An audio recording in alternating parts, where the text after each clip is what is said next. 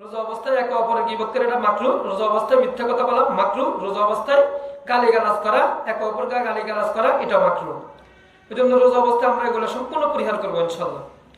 এরকম ভাবে রোজা অবস্থায় আমরা অনেক সময় কি করি, রোজা অবস্থায় আমরা অনেক সময় কি করি, এই অস্থিরতা প্রকাশ করি। এরে কষ্ট হচ্ছে, রোজা রাখতে পারতেছে না, তৃষ্ণা লাগছে, পেটে খিদে লাগছে, খুব খারাপ লাগতেছে, আরে রোজা নাকি আমার কষ্ট হচ্ছে। অস্থিরতা অস্থিরতা ভীতি প্রদর্শন করা, অস্থিরতা প্রকাশ করা, কাতরানো, কাতরানো এগুলো প্রকাশ করা। দিনের বেলায় আবার অনেকে কি করে, গুল ব্যবহার করে, গুল দিনের বেলায় গুল ব্যবহার করা এটাও মাকরুহ। তাহলে কাতরানো, রোজা রাখতে কষ্ট হচ্ছে এটা এই উদ্দেশ্যে কাতরানো এটা মাকরুহ। আর অস্থিরতা প্রকাশ করা এটাও মাকরুহ রোজা অবস্থায়। সেই জন্য আমরা রোজা অবস্থায় এগুলোর দিকে লক্ষ্য রাখবো। এরকম ভাবে রোজা অবস্থায় কাউকে চুম্বন করা এটাও মাকরুহ। এমন কাজ করবো না যে কাজের দ্বারা গোসল ফরজ হয়ে যায়, এসব কাজ করাও রোজা অবস্থায় মাকরুহ। যেসব কাজের দ্বারা গোসল ফরজ হওয়ার সম্ভাবনা থাকে এসব কাজ করাও রোজা অবস্থায় মাকরুহ। তাই এসব কাজ থেকে আমরা বিরত থাকবো। তাহলে গীবত শাকায়াত করা রোজা অবস্থায় মাকরুহ, মিথ্যা কথা বলা মাকরুহ, গালিগালাজ করা এটাও মাকরুহ। রোজা অবস্থায় রোজা রাখে কাতরানো এটাও মাকরুহ, অস্থিরতা প্রকাশ করা এটাও মাকরুহ। এরকম ভাবে দিনের বেলায় গুল ব্যবহার করা এটাও মাকরুহ।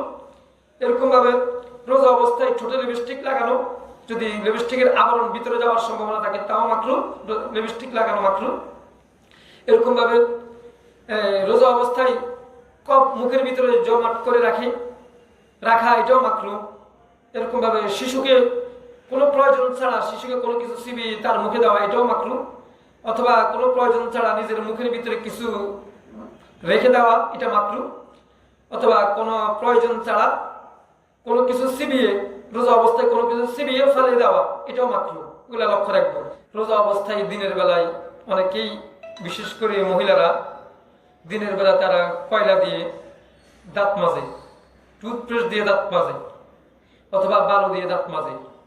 টুথপেস্ট দিয়ে আর কয়লা দিয়ে বালু দিয়ে এগুলা দ্বারা দাঁত মাজা মাকরুহ।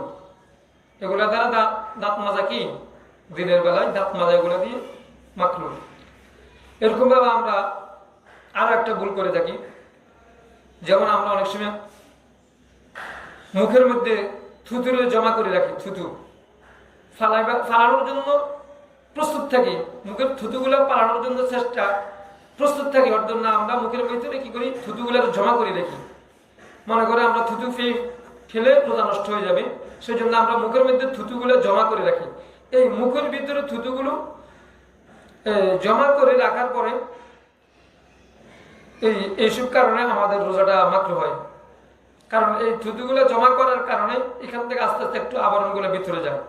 ওই জন্য গলার মুখের ভিতরে থুতু জমা করে রাখা এটা মাকরুহ।